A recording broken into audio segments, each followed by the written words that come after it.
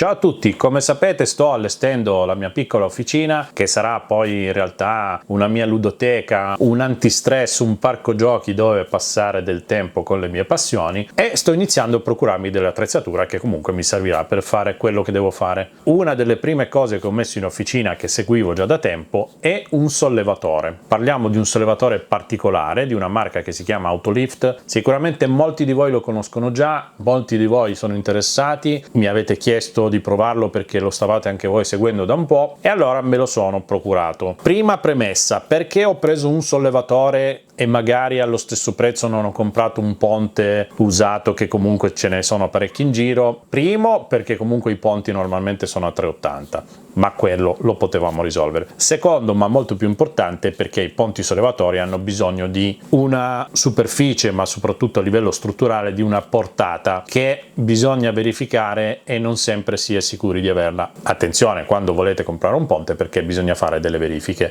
Avevo poi anche un problema eventualmente in altezza, tutte cose risolvibili, ma non era il luogo per mettere un ponte. Molto più versatile invece è il sollevatore che vi faccio vedere oggi, che è fatto semplicemente a pantografo, ok? Quindi con un sistema con una vite senza fine, vi permette di alzare il mezzo, di alzarlo di muso, di alzarlo nel retro o di alzarlo bilanciando i pesi in modo da avere il mezzo basculante. Appoggia su 4 punti che sono 2 anteriori e 2 ruote posteriori ed è fatto con tutte le sicurezze del caso. Ovviamente non è un giocattolino comprato così con cui ci si può far male perché vi crolla addosso, però attenzione, ne riparleremo, bisogna usarlo comunque con cognizione, bisogna sapere cosa si sta facendo. Il sollevatore che vi faccio vedere oggi, che si chiama Autolift 3000, è un prodotto super interessante perché intanto non richiede nessun tipo di impianto, non ha bisogno di corrente, non ha bisogno di aria, non funziona a olio, è un sistema completamente meccanico indipendente che si usa con un semplice avvitatore, a batteria, a corrente, quello che volete, ma con un avvitatore fate il movimento di salita e discesa. Può stare anche in esterno, anche se chiaramente più lo tutelate, più lo tenete con cura, più durerà nel tempo. Ha comunque 3 anni di garanzia, però insomma io lo terrei al coperto. Non ne richiede nessun tipo di manutenzione, le parti che ci sono non vanno lubrificate, quelle che vanno lubrificate viene già fatto dalla fabbrica, bisogna solo controllare che il tubo che scorre nella base sia correttamente scorrevole, altrimenti eventualmente dopo un po' di tempo lo lubrificate, chiaramente tenendolo all'esterno potrebbe richiedere qualcosina in più di manutenzione. Quanto alza? Alza fino a 3 tonnellate, 3000 kg, e viene venduto in 2 versioni: versione base, quindi il sollevatore con gli accessori principali, o versione diciamo premium full optional, dove abbiamo insieme anche un treppiede stabilizzatore, delle prolunghe e soprattutto 2 binari che vanno messi sotto questo sollevatore, perché se avete una superficie regolare che permette lo scorrimento della ruota, ok, se invece avete una superficie regolare del grigliato eccetera, vi servono perché si montano sotto e danno la possibilità alle ruote di scorrere, ma vi farò vedere tutto nel video. Questa versione premium costa 1270 euro, la versione invece base costa circa 100 euro in meno. Vi lascio il link in descrizione, se usate il mio link mi date un piccolo supporto per farmi rientrare col tempo di questo investimento, anche perché è leggermente scontato, potrebbe poi tornare a prezzo pieno. Ora non perderei più tempo, anzi giusto il tempo di vedere la nuova sigla per cliccare iscriviti, supportare il canale e portare avanti sempre più progetti. Per chi non mi conosce, io tratto sia le mie passioni, sia il mio lavoro, che è quello di elettricista che riguarda il fotovoltaico e tutto, sia la domotica, l'elettronica, l'informatica, insomma trattiamo un sacco di cose, ci sono tutte le playlist, ogni playlist porta un tipo di contenuto, quindi potete seguirmi anche se non ve ne frega niente dell'officina o anche se non ve ne frega niente della domotica o del fotovoltaico.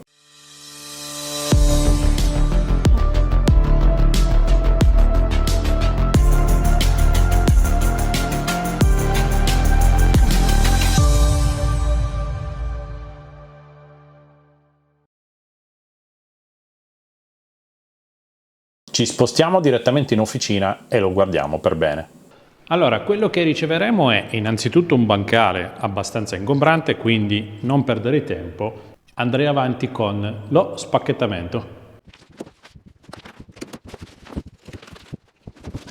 Tutto accuratamente reggettato, dopodiché ci troveremo con la scatola principale dove troveremo dentro la maggior parte dell'autolift già vista e un sacco di scatoline. Adesso le analizziamo insieme. Innanzitutto vedete che troviamo tutto assolutamente in ordine. Questo perché? Perché nel manuale ci sarà tutta la spiegazione di come va montato fase per fase, dove ci spiega anche cosa c'è in ogni singolo pacchetto. In ogni fase del montaggio ci indica anche cosa è necessario come attrezzatura, ad esempio iniziando dal box A, che è proprio questo, servirà un cacciavite a croce, una chiave combinata per le viti da 20, una chiave da 8, insomma un po' di chiavi, un po' di attrezzatura serve. Ma iniziamo a capire la prima fase del montaggio. Aprire il box A e preparare la piattaforma.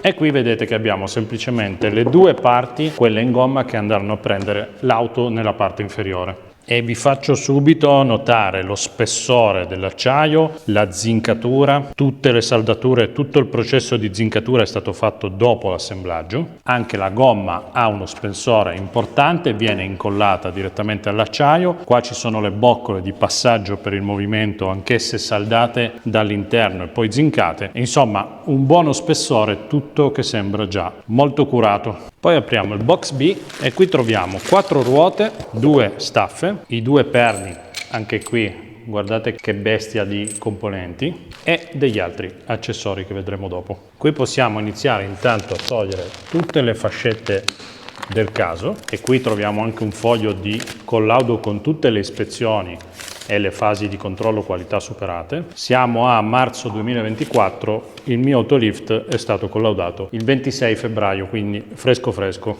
Dice di utilizzare già questi perni passanti che serviranno subito per montare le due parti che faranno poi il leveraggio a pantografo. Quindi cosa dobbiamo fare? Dobbiamo alzare la prima parte, vedete qui sotto, insieme alla seconda, e infilare direttamente il perno passante. Togliamo un attimo i 2 grossi dadi autobloccanti, togliamo anche le boccole, togliamo anche le rondelle, teniamo proprio solo il perno. Ora in pratica dobbiamo sollevare questa parte, l'altra parte. Se le scatole vi danno fastidio possiamo toglierle e le prenderemo dopo. Quindi questo è quello che dobbiamo fare: prendere un perno, tirare sul leveraggio, tirare su anche l'altra parte e inserire il perno da una parte e dall'altra. Qui non dice di usare grasso o altro, diamo un'occhiata all'interno dei passaggi. All'interno non è verniciato, quindi seguiamo le istruzioni, anche se secondo me una passatina di grasso leggera qua dentro male non fa. Fatto questo, imbocchiamo le 2 rondelle, possiamo già mettere su le 2 pedane, che entrano senza problemi. Dopodiché semplicemente mettiamo una boccola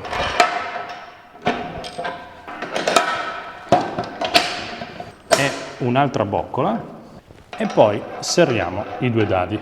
In questo modo l'installazione, quando siamo arrivati in battuta con il dado, è terminata, perché questa pedana, come vedete, ha un certo gioco per permettere di trovare la regolazione ideale in base al veicolo che dobbiamo alzare. Lo facciamo di qua, lo facciamo di là e in seguito bisognerà poi tirare i dadi. È proprio in questo momento che per tirare i 2 dadi bisogna avere 2 chiavi da 30, oppure se avete una grossa chiave a rullino, l'importante è tirare il dado autobloccante finché arriva in battuta sulla boccola.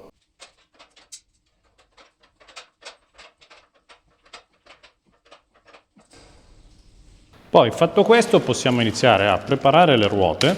Qui troviamo 3 ruote con queste staffette e delle viti, dadi da 8 e viti con testa a croce, e dobbiamo lavorare su queste staffe dove dobbiamo posizionare questo distanziale qui dietro, imboccare la vite a croce direttamente dalla parte sulla staffa arancione, per poi mettere la vite, la nostra ruota e il dado nella parte sotto. E questo dobbiamo farlo 4 viti qua, 4 viti qua e altre 4 viti su questa staffa. In totale sono 3 ruote. Vi faccio intanto vedere il dettaglio della ruota. Sono ruote girevoli, niente di particolare, sono piene in teflon. Queste servono solo e esclusivamente poi per lo spostamento del carrello, non servono per il movimento vero e proprio.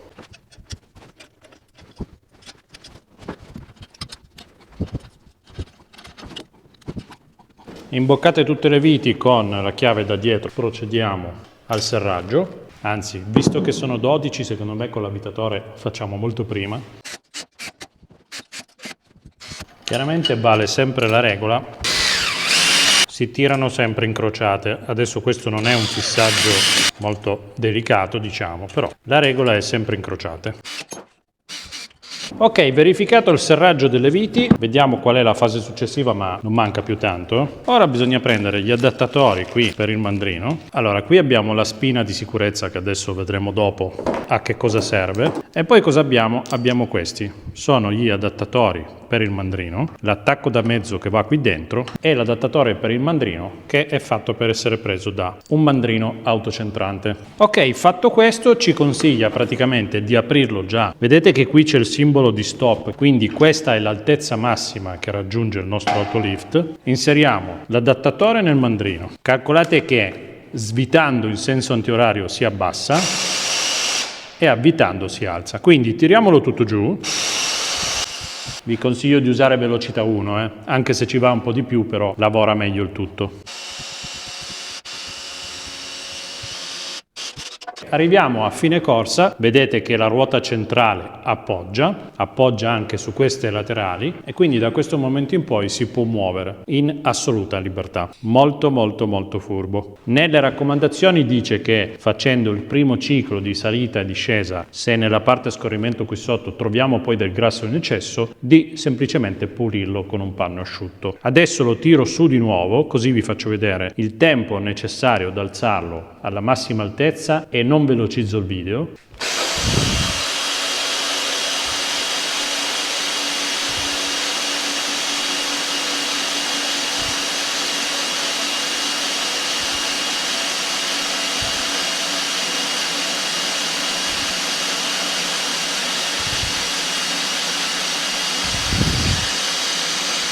Siamo a 25 secondi, tenete d'occhio la linea rossa.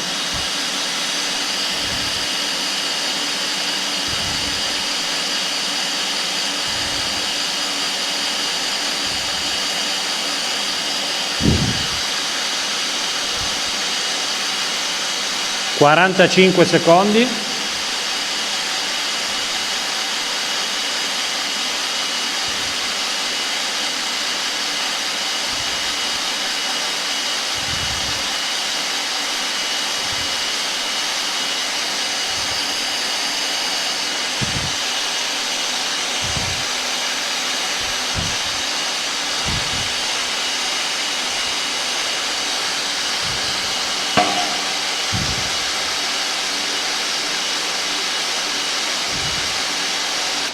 Ok, 1 minuto e 23 secondi per arrivare all'altezza massima. L'altezza massima la trovate perché raggiungiamo la linea rossa di stop e poi perché arriviamo all'ultimo foro di sicurezza dove inserire la spina. Ok? In questo modo siamo tranquilli, siamo sicuri che se per caso ci fosse un cedimento lui non fa cadere il carico giù di colpo perché rimane comunque bloccato da quest'asta di sicurezza telescopica. Non c'è solo un foro, se nel movimento avete fatto caso ce ne sono diversi a varie altezze. Quindi arrivati in questa condizione abbiamo l'autolift tutto alto. Quanto siamo alti da terra? Siamo a circa 54 cm al gommino, che non è niente male. Però oltre ad avere l'altezza massima abbiamo delle altezze intermedie e invece adesso andiamo a ragionare su tutto quello che è il discorso di autolift basso, quindi altezza minima, e stoccaggio quando non lo utilizziamo. Allora, innanzitutto, come avete visto, abbiamo la massima mobilità con l'utilizzo delle ruote, quindi lo spostiamo senza problemi. Lui cammina che è una meraviglia e come altezza minima siamo esattamente a 12 da terra. Non è un'altezza, se vogliamo, super ribassata, quindi alla peggio, come si fa di solito con le auto molto basse, tocca mettere dei distanziali, degli spessori sotto le ruote. Ma abbiamo poi degli accessori, perché ad esempio nel box denominato D abbiamo questi. Questi sono degli spessori, dei rialzi, fatti con uno scatolato, anch'esso zincato, che possiamo aggiungere sulle pedane nel caso in cui il veicolo da alzare richieda l'utilizzo di questi spessori. Poi abbiamo degli altri accessori, sempre parlando della versione premium, perché ad esempio nel box denominato E abbiamo un treppiede di sicurezza. Questo serve nel caso il mezzo venga alzato in questa modalità basculante. Abbiamo anche qui una spina di sicurezza e come altezza massima, arrivando all'ultimo foro, siamo a 114 da terra. Ecco, questo è un po' più gracilino come assemblaggio, come materiali, come struttura, però è una sicurezza se stiamo lavorando e magari la macchina è in equilibrio. Con questo riusciamo a essere sicuri che una parte vada in appoggio e da lì non si muove più. Non è il massimo, però averlo sicuramente è utile. Poi abbiamo queste due staffe realizzate in acciaio molto spesso, verniciate dello stesso colore con anche questa gomma di appoggio, servono per il rimessaggio, quindi avete la possibilità di alzarlo in piedi, tassellare le due staffe a parete, vedete che vanno a calzare direttamente col profilo superiore, lo alzate in piedi, lo avvicinate alla parete, lo appendete e così non ce l'avete per terra, non ce l'avete in mezzo alle scatole, siete tranquilli che lui occupa il meno spazio possibile in officina o garage che sia. Avrete sicuramente notato che ho lasciato per ultimo il box denominato C. Che cosa c'è nel box C? Abbiamo due di queste. Sono questi due profili a U con tampone in gomma e una nuova spina. A che cosa servono? Queste sono delle estensioni, ok? Si aggiungono qua sotto, servono per far scorrere la ruota che c'è qua dietro, proprio dentro questo profilo, se non avete una superficie regolare che consente alla rotella di camminare mentre fate il movimento del pantografo. Chiaramente solo se è necessario, perché in un fondo come il mio, dove il movimento delle ruote avviene regolarmente, queste diventano un piccolo impedimento, perché adesso ne ho montata una di prova e tende a strisciare perché rimane tutta quella parte a contatto col pavimento, quindi diventa meno leggero da muovere sulla superficie. Quindi se non servono non le comprate e di conseguenza se non vi serve né questo né il treppiede e né le staffe da muro vi conviene comprare direttamente il kit standard. Un'altra informazione che volevo darvi era la misura delle pedane tutte chiuse o tutte aperte. Misura utile interna di 113 con il centro pedana a 131. 163 con il centro pedana e centro pedana a 145. Ok, bello, carino, sembra interessante, fatto bene, ma alla fine ce la fa ad alzare la macchina. Facciamo una prova direttamente col furgone e direi che se alza quello, che è sempre carico, siamo abbastanza tranquilli. Ok, quindi bisogna posizionarlo, chiaramente anche in spazi stretti riuscite a muoverlo senza problemi. Poi, una volta messo sotto, bisogna chiaramente trovare la corretta posizione delle pedane che vadano a prendere possibilmente in centro e che siano chiaramente centrate rispetto al mezzo. Nel dubbio, secondo me un buon sistema è prendere la misura dalla ruota, anteriore o posteriore, in base a dove distribuite il carico, per metterlo perfettamente dritto, altrimenti non si alza correttamente. È facile vederlo anche dalla pedana rispetto al mezzo. Se la vedete tutta storta, è chiaro che c'è qualcosa che non va. Controllate anche 2 volte per sicurezza. Quando siete tranquilli prendiamo l'avvitatore, tenete a portata di mano la spina di sicurezza e iniziamo ad alzare. Quando inizia ad alzare date ancora un'occhiata se la pedana sta prendendo correttamente il longherone o quello che dovete alzare e andiamo su.